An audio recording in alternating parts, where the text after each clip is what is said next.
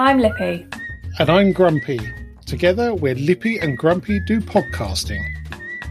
In this episode, fire marshal face-off, house hunting, growing teeth, car logos, rhubarb and exploding switches.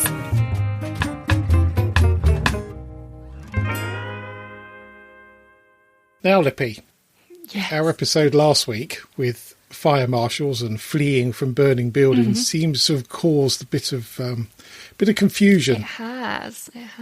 But not so much of confusion, just different opinions. Yes. Let's put it that way. So I was overjoyed on Monday to hear from Orange Marshal 1.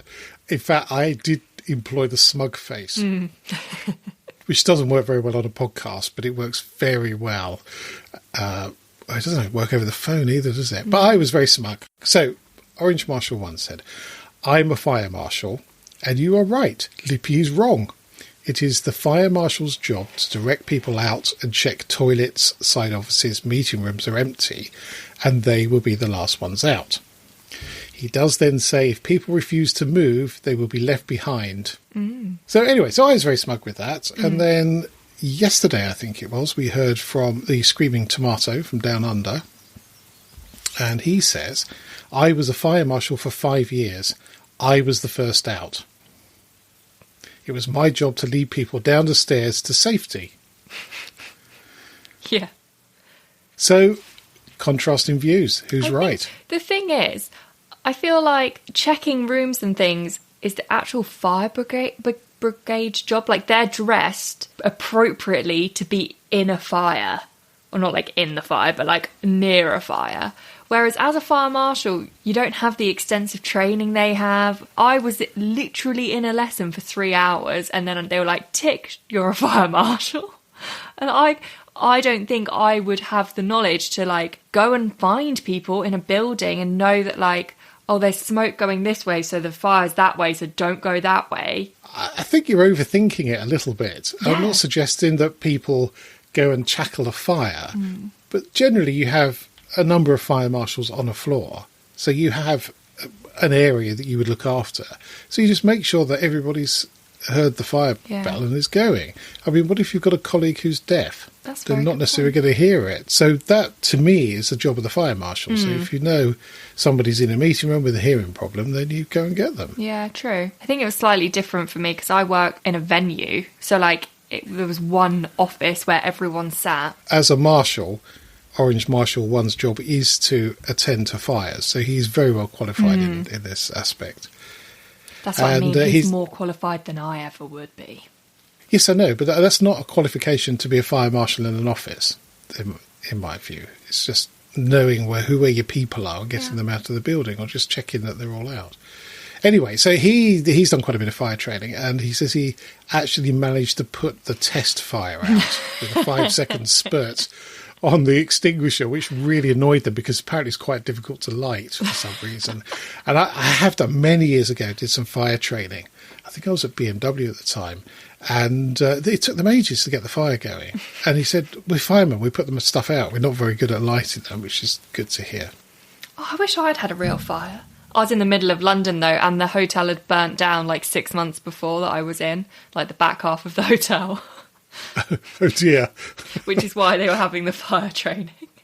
Yeah, well, maybe that's why people leg it as soon as they think there's a fire. Yeah. So Orange Marshal 1 also says about fire he put out at Goodwood a little while back.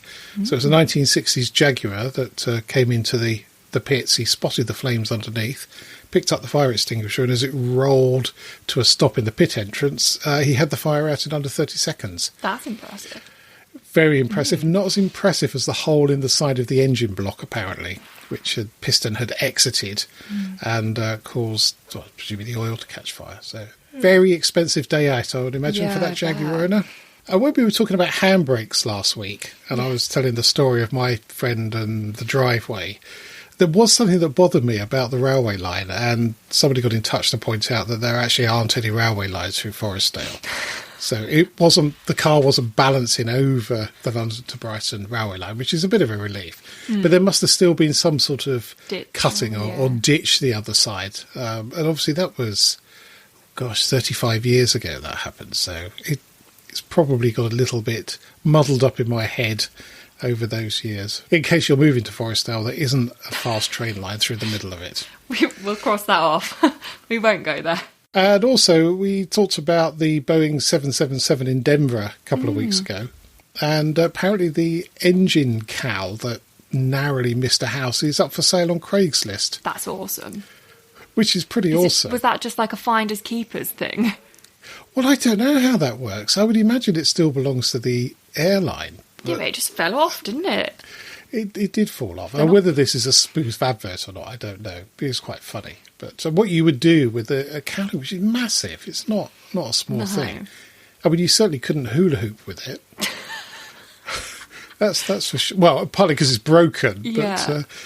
But I mean, there's a fair bit of aluminium in there. You could probably recraft that into something quite funky. It does, doesn't it? You could do something make a massive swing out of it. You could. That would be quite something.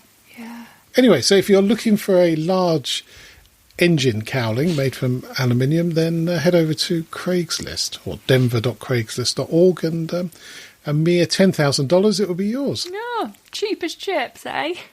Absolutely cheap as chips. So I had a bit of a experience at the dentist this week. Oh, no. Yes. But at least you attended at the right time this time. I did this time, yes. So, yes, I think we've talked about it before, this Yes. odd lump I've got on my gum. So the dentist thinks it an infection through a crack in a tooth. Lovely. Now, this tooth I have spent a fortune on. It's got a ceramic onlay to replace a bit that broke off rather than a crown. It's the new modern way of doing it. And somehow I've managed to crack the other part of the tooth. Interesting. Yeah, not crack the onlay. Apparently that is nigh on impossible, but I seem to have cracked the tooth. So he reckons the infection has got in there, gone up the root. He said, well, what we need to do is a root cavity filling thing, which is, I've had one before. It's not a pleasant way to spend an hour or so, but it's not the worst way by any stretch of the imagination. So I go there on Monday morning, 8:15, sit down, and because of COVID, you now have to have this massive fan running. The dentist has got a face shield on, an N95 mask, so you can't communicate whatsoever. No. So after 10 minutes of drilling and poking and prodding and whatever it is that dentists do with bright lights and sharp, pointy things, he turns it all off. He says, I'll be back in a minute. So he goes next door and then comes back. He says, I just had a word with my colleague. He said, I can't find the root. He said, I've had a good old poke around, he said, and I can't find it. Part of the reason is the onlay is stopping me getting to that bit of tooth. But what I don't want to do is drill it all out and then still not find it. So you're going to have to go and see a specialist. Oh. So he knows a chap in Woking, and his speciality for the last 30-odd years has been root canals. That's what he does. Interesting. And what was even more impressive, he says, and there'll be no charge from me today. Oh, because he couldn't do anything. Yeah, which I was surprised at. Yeah. Yeah, very surprised. It's normally like 60 quid just to book an appointment. Well, yeah, I think I've had one small filling. I think that was £150. This is why I haven't been to the dentist in about 6 years. The problem is, though, what you'll do is you'll wake up one morning going, ooh, that hurts a bit. And then by 6 o'clock in the evening, you'll be in so much pain, you'll give anything for it to be removed. And a little bit now saves an awful lot of expense later. Yeah, true. So you really should go. I really should go. I feel like what I should do, though, is just pay for, like, a good cleaning so that they aren't as judgmental when I first go, because I'll be like, well, no, I know they're bad. Like, that's why I booked a cleaning. Well, they won't be judgmental. I mean, they'll look and see if there's any little holes in the tooth or any sign of decay. Yeah, true. I've definitely got plaque. Well, I mean, they can do something about that, but that, see, that causes a few problems. For our listeners, I am not a qualified dentist. So my advice would be to go and have a checkup. Yeah. Or just wait till I'm pregnant and then it'll be free again. It's only another 7-8 years, maybe longer. They could have all fallen out by then. And it's not completely free. You still have to pay, don't you? No, it's free. Oh, right. It's completely free. Okay. They can do simple things, but when it comes to procedure, you can't have that done. You can't have certain injections. So it's free because they can't actually do a lot. No, I guess not. Certainly things that involve slightly odd chemicals would be a big no-no. Anyway, I was talking about the experience and the fun at the dentist with a colleague. And he was telling me apparently scientists have been attempting to grow teeth. What? So, yeah. Why?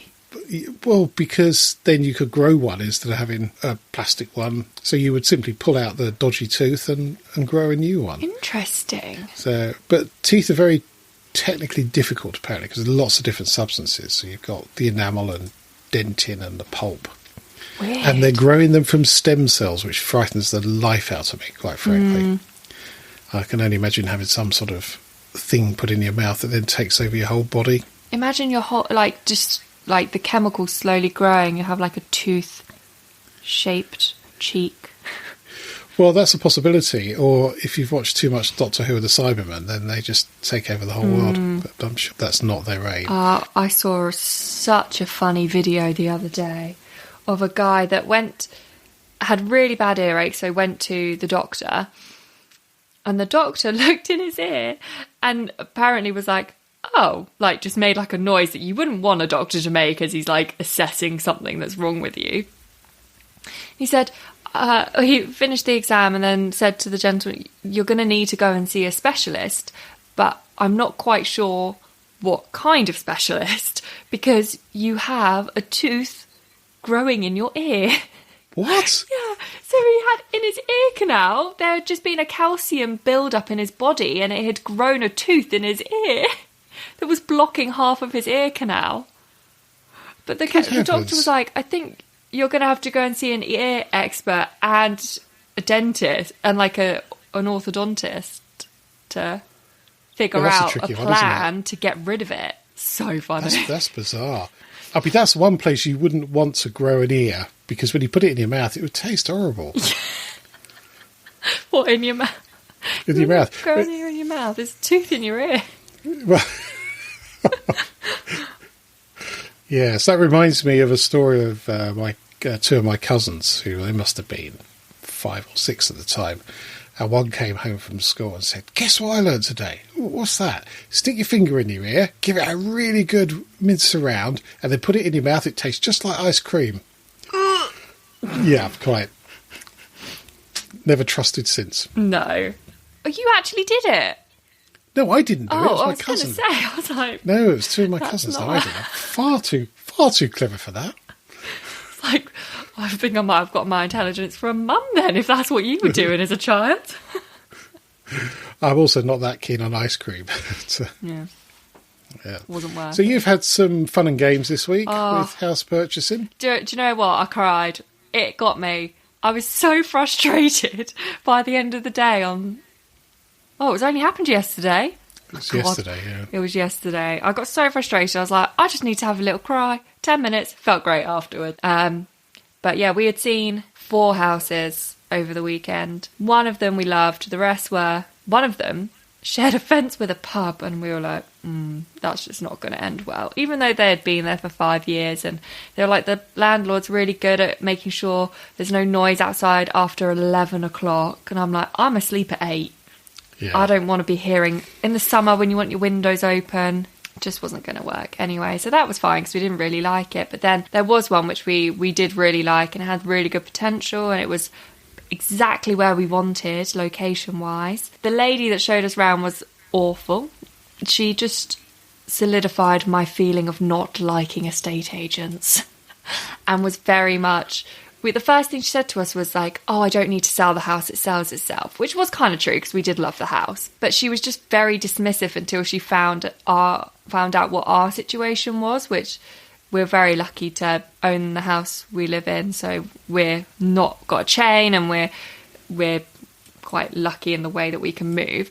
But as soon as she found that out, she was actually interested in us and was actually then suggesting ideas and actually was trying to sell it more. Whereas to start with, she was just kind of like, oh, you're young, you can't actually afford this.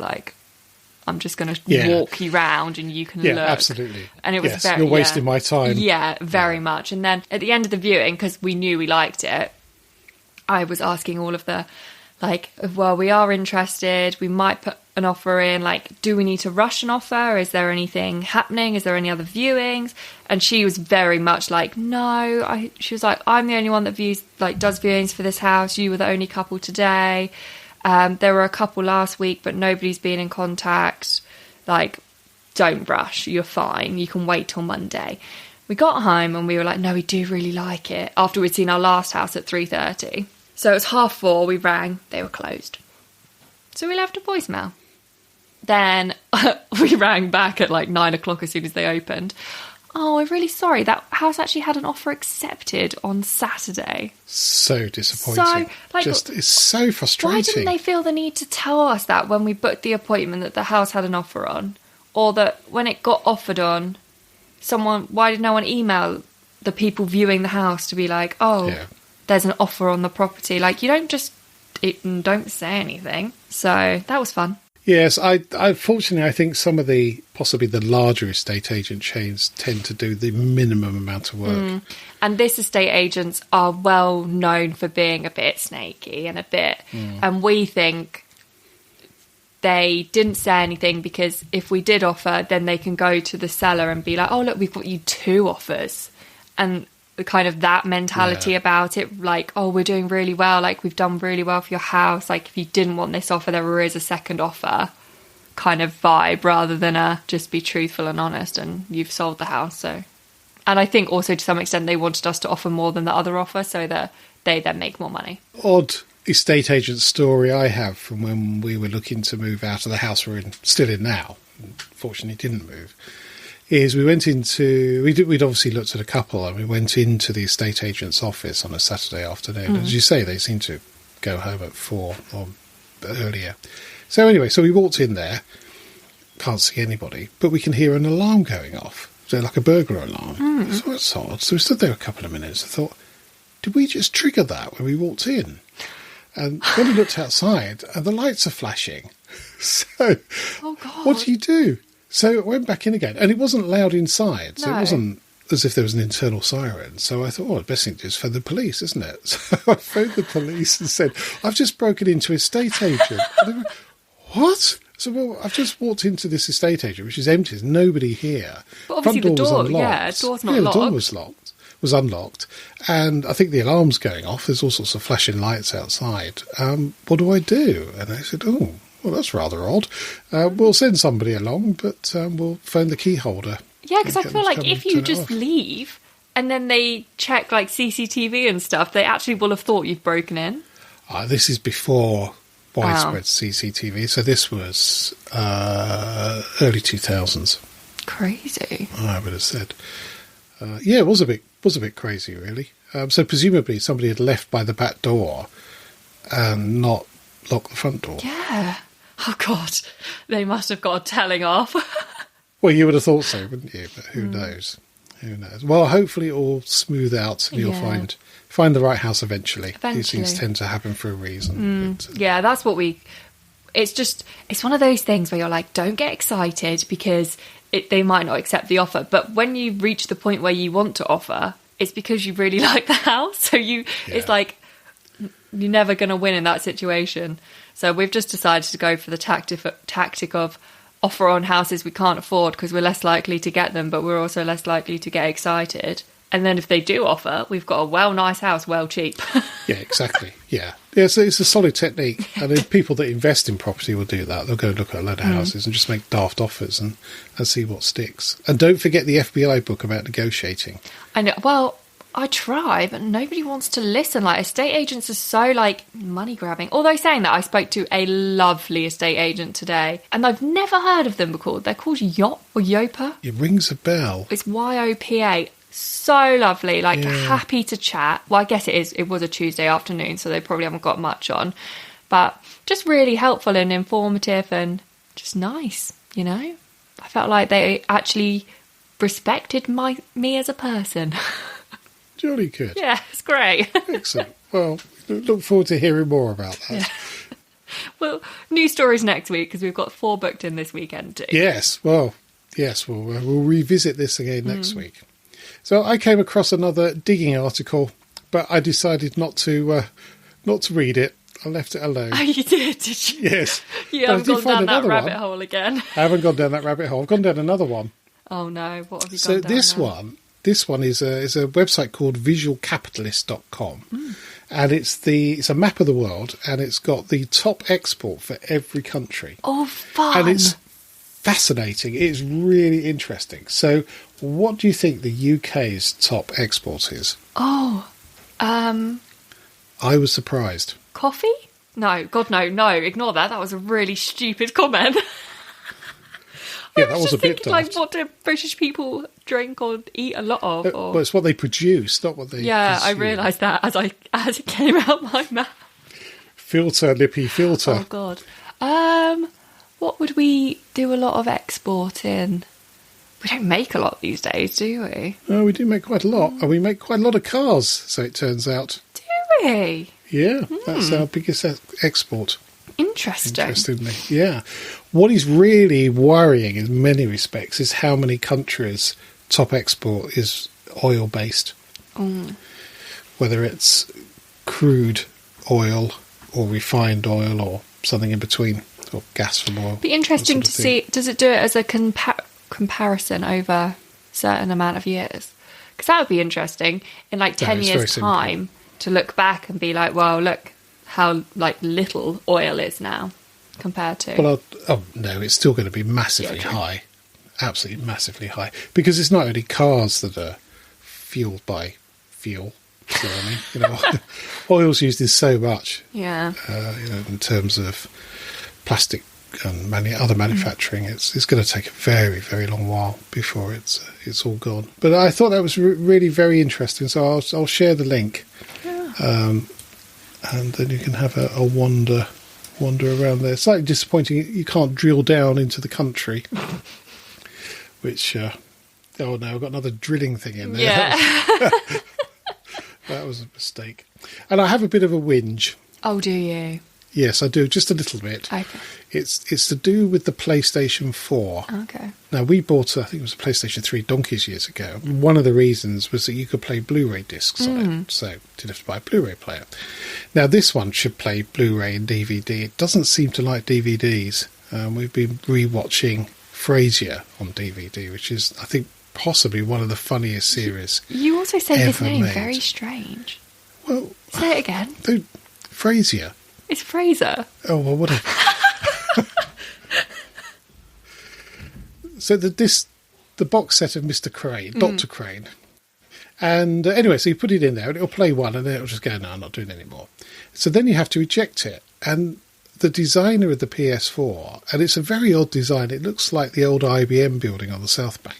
It's sort of this white wedge. There are no buttons on it. I cannot find the eject button.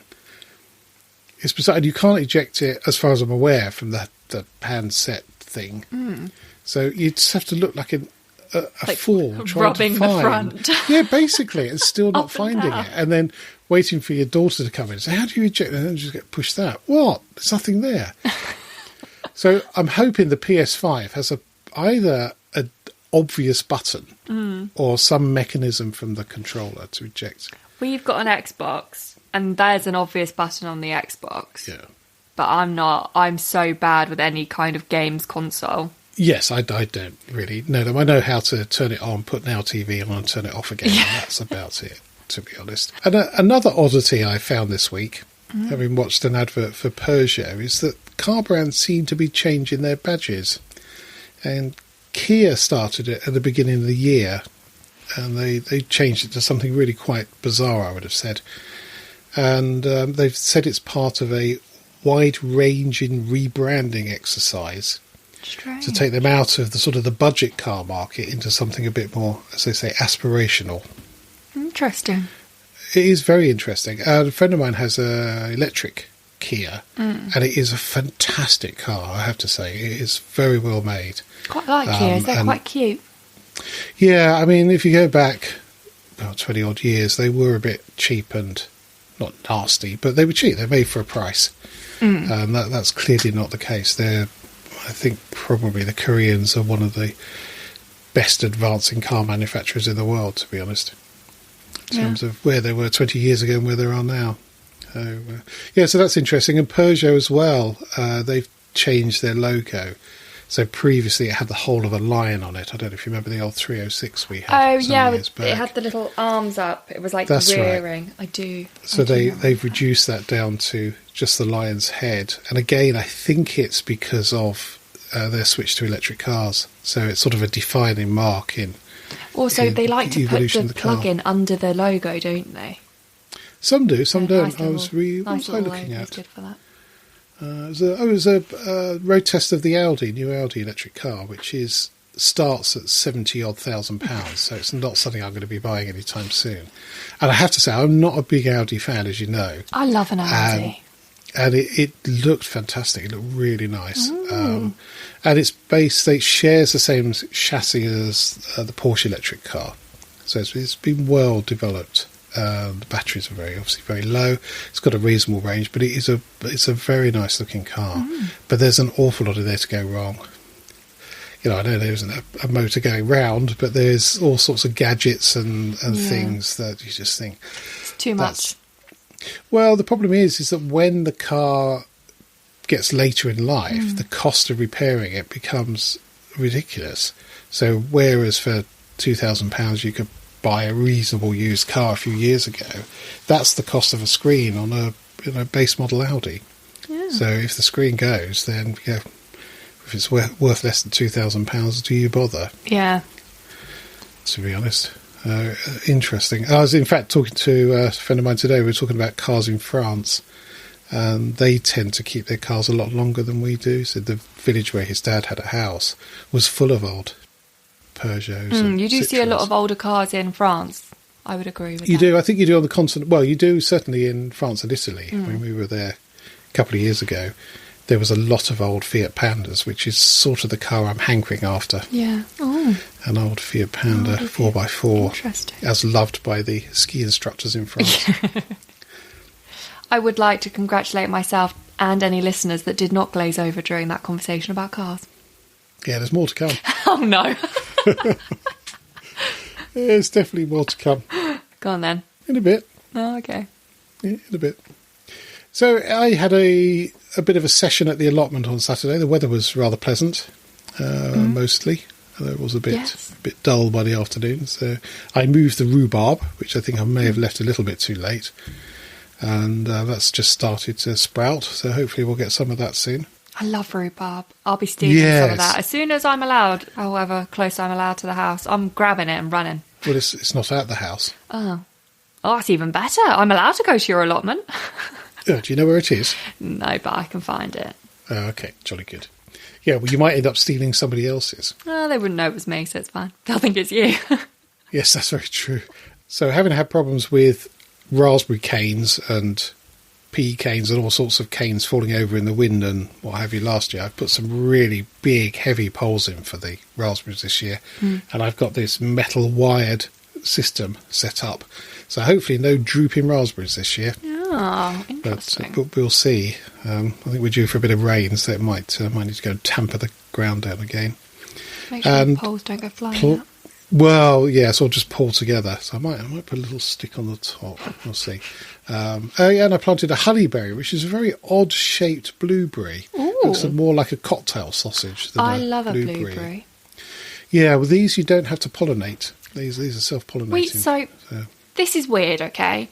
I've never pollinated our blueberry plant, and every year, when I say every year, we've only had it for 2 years, it's had so many blueberries on it. The first year we think it pollinated at the garden centre because it was with all the other blueberry plants, but last year we definitely didn't put it near a blueberry plant. Well, possibly there's one nearby and a bee pollinated, or maybe it's, I don't know if you can get self-pollinating blueberries. Maybe. But this honey blueberries definitely only need one of them. So. And I got a fig bush in as well, which would be interesting. Like a fig. Yeah, but have you seen those videos about what lives inside of figs? No, and I don't want to. Yeah, maybe don't grow a fig plant. Well, I like figs. Yeah, but... Well, I'll make sure there's nothing in them. Yeah. Just don't bite, cut one rather than bite into it. It's like lots of little ants. Oh, that'll be fine. No problem at all. Add a bit of protein. Oh. Yeah, but you have to constrain the roots, which I didn't realise. So I've sort of lined a trench with some old tiles to stop the roots going too far. My mum's got one, and this thing is enormous. It's just grown and grown and grown, and it started as a little twig from the garden centre. So, buoyed on by that agricultural experience on Saturday, I then decided to take the window out of the Mazda because it won't go up and down anymore. Well, you press the button and there's a clonk. I'm surprised it has a button. It's not just a windy thing. Yeah, well, wind-up one will probably be better, actually. And there's a very technical reason why the switch isn't very good. So I took that to pieces. And little bits of metal flew everywhere, all over the desk. So I cleaned all that up and I looked at it and I thought, I can see how this goes back together. So I put the switch back together. It's untested yet. But I was going to say. Because you can't put the window down, it's very difficult to get the glass out. But I did manage it after about an hour of swearing and cursing. Right. So I've got 2 very greasy rods that I need to pop down to the workshop and test, see if the motor's working all right. Because you press the button, it just clonks. So whether it was catching somewhere or because of the switch was all gunged up, whether that was stopping the voltage. So, but you're glazing over, so I'm going to stop talking about cars. So much today. I've got a lack of oxygen. I'm exhaling too much. Yes, very, very true. Well, let me talk a bit more about switches then. The switch explosion reminded me of being a child, and I was forever taking things to pieces. And on one occasion, I had a single-decker bus with opening doors. And if it had screws on it, the screws came out, basically, because I was desperate to see how the things worked. What I wasn't very good at was putting it back together again. Fortunately, my dad was, but that's the thing. You learn how to do it after a while, so you get the hang of it. But when the bits went everywhere, I thought, because I thought 5 minutes before dinner is the perfect time to take a switch to pieces. 100%. By far, no point waiting for it afterwards. Do it beforehand. Yeah, when you're going to get mum shouting to you, being like, "Come on, dinner's getting cold." Yeah, but I've got bits all over the place. If I don't do it now, I won't remember where they went. Quite, and I've stuck myself to something. Anyway, that's all the news I have. Clearly, you've been far too busy looking at houses to do anything other than look at houses, really. Yeah, basically.